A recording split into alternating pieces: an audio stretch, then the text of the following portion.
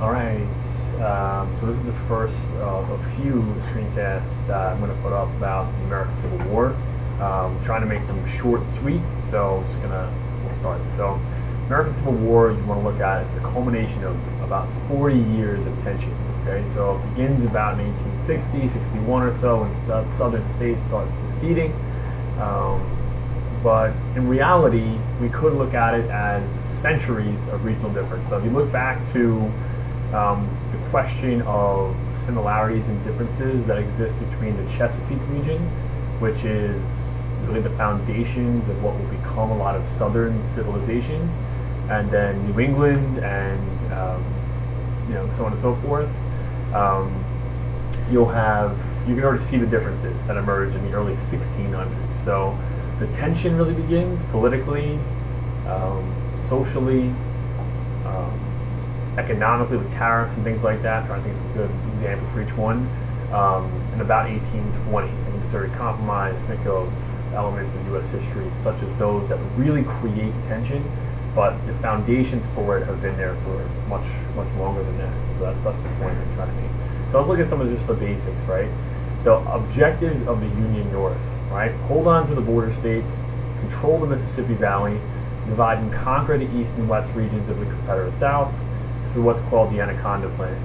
The Anaconda Plan is what it sounds like, actually. This reptile would suffocate, right, strangle its victim, and then eat it, right, devour it. So by using the outline of the Mississippi River and the Atlantic Ocean, the Gulf of Mexico, the Union North plans to, through blockades and just to control the Mississippi, basically strangle the South, okay, and in the process divide it, okay, and using the Mississippi as basically the dividing line, okay. So divide and conquer. It's really not unlike what the British attempted to do during the Revolutionary War in invading New York and trying to cut off the New England colonies from the more southern colonies. Okay, so it is a good plan. In other words, it has merits in history in this same region. The British did it here in this region now. The United States, the Union North, the United States, the Union is now trying to do it to the Confederate South. So, in addition to that, prevent Confederate trade, right, diplomacy with Europeans, and really they go hand in hand. The blockade comes up again, but if the South is able to trade, the North feels that could work to the Confederates' advantage. And if they can get Great Britain to join some kind of alliance,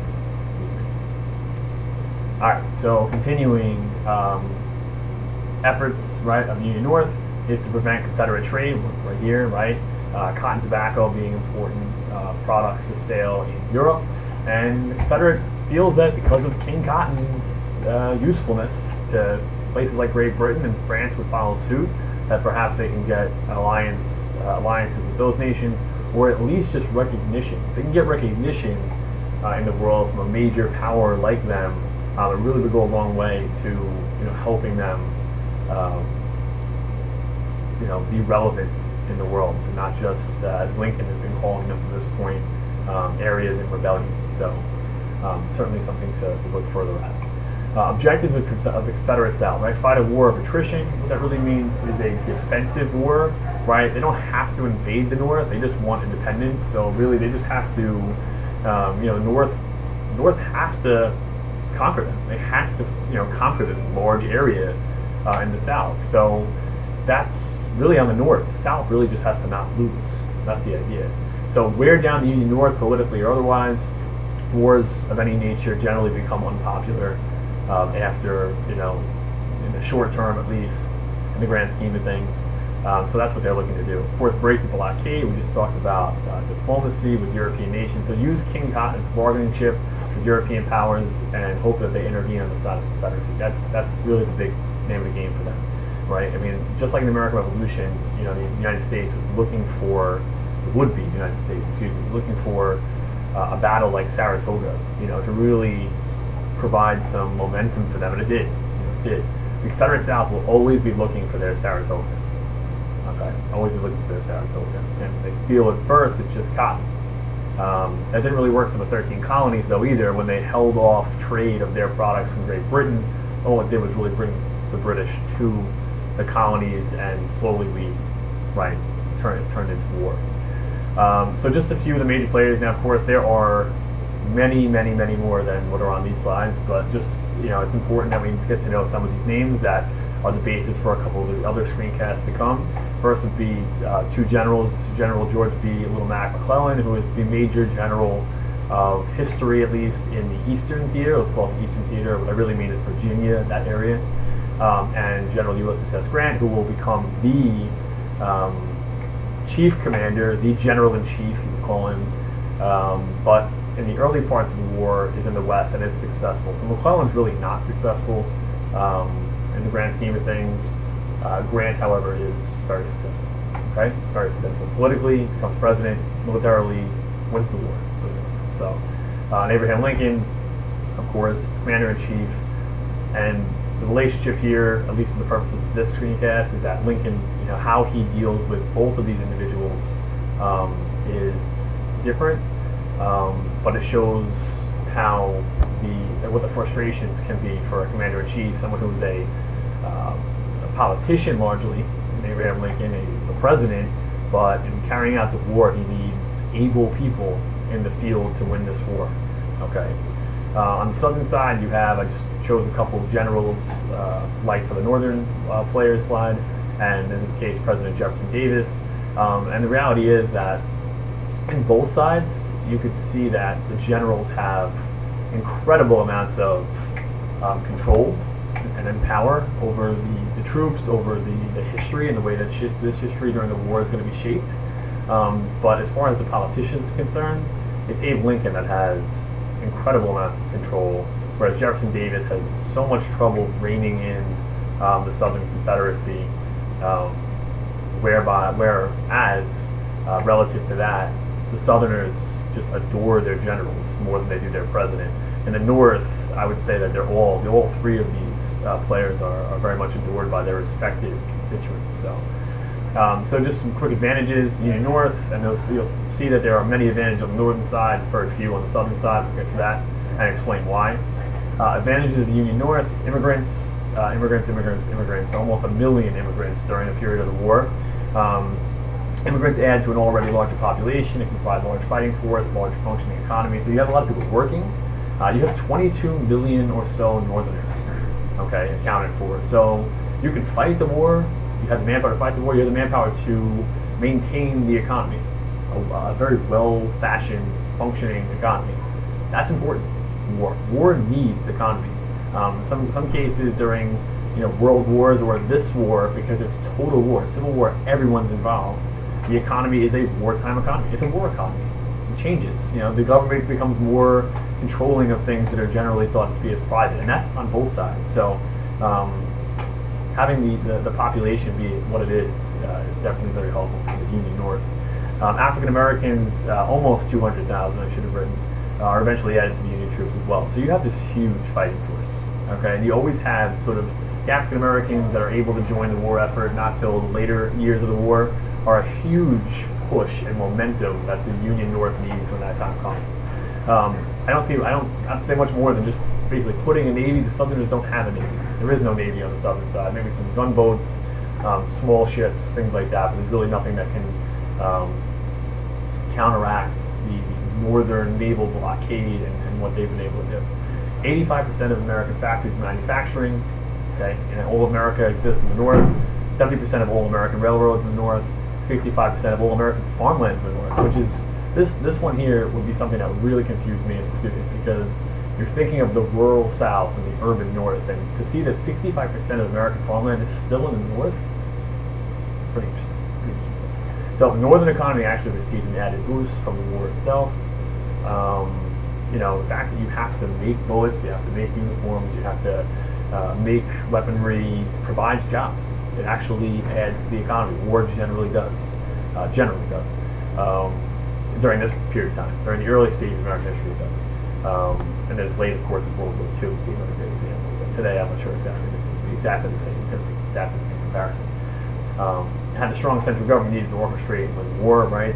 Being that it is a union and that the president and the federal government in Washington, D.C. does have the authority it does, makes it easier to kind of rein everybody in, consolidate power. The president becomes very powerful, so does the central government. So some of these advantages are obviously disadvantages for the South, as we'll look at in a second. And of course, conversely, you want to look at it sort of the same way in reverse, right? You want to see that Southern advantages are disadvantages for the North. All right, so let's look at a couple of those. So advantages for the Confederate South. Only have to fight a defensive war, as we said, right?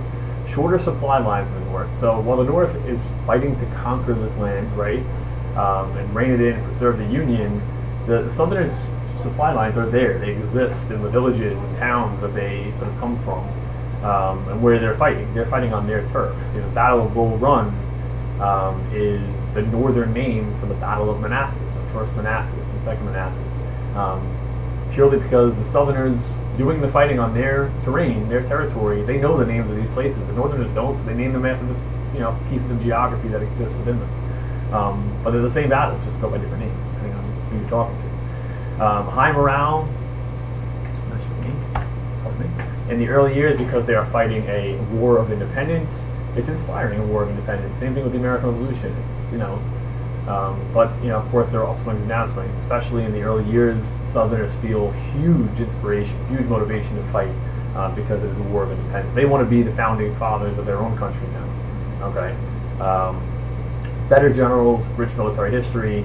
The best generals are in the South.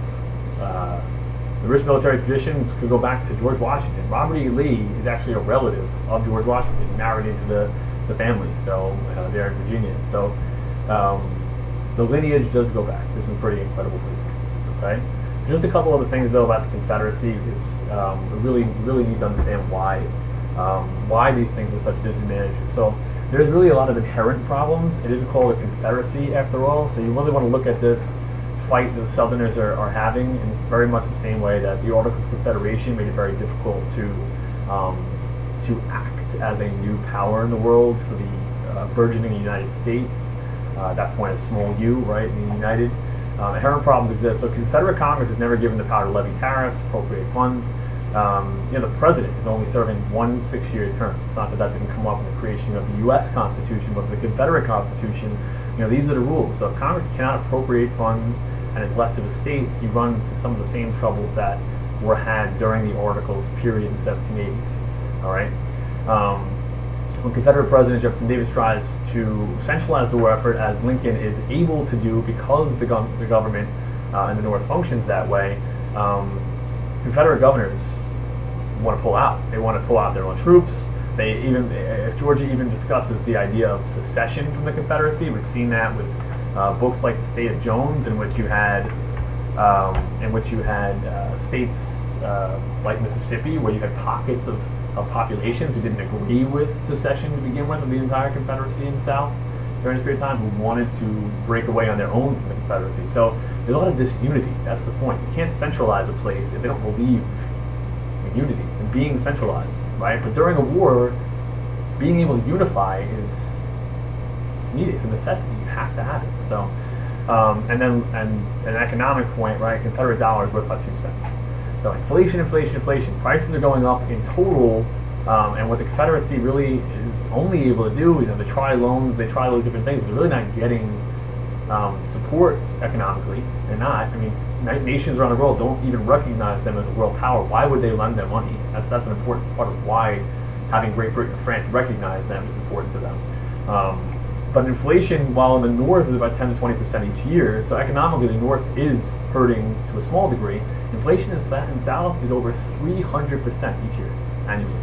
Okay, so keep all these things, in the back of your mind as you go through these events in the Civil War, and you honestly, it seems amazing that the Confederacy even lasted as long as it did. That it lasts for 4 years is incredible under these conditions. All right.